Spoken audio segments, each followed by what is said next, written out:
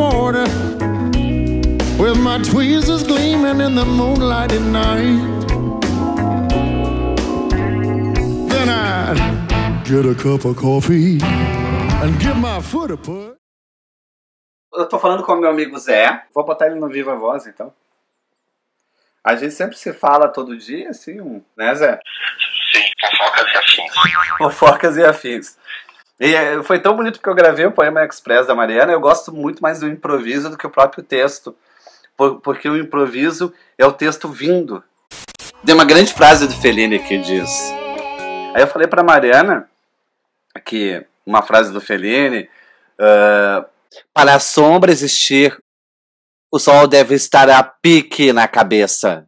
Ou seja, a gente só tem a sombra quando tem muito sol. Então a mesma coisa funciona com a alegria.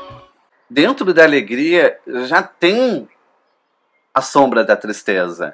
E a sombra da tristeza é a saudade formando a sombra da tristeza. Concorda, mano? Concordo plenamente. Porque na hora que a gente vive uma alegria muito intensa, muito forte, muito veemente, aquela alegria de reverenciar, aquela alegria que tu sabe que tu vai guardar na tua memória, porque tu sabe que já é memorável, tu sabe que ela já é inesquecível, aquela alegria já tem uma tristeza dentro, já tem uma saudade se transformando em tristeza. Mas aí foi que eu te respondi, que isso é uma via de duas mãos, porque dentro da tristeza profunda também já tem ao fundo um brilho da alegria, né?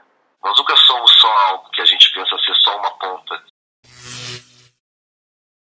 Bom improviso, né?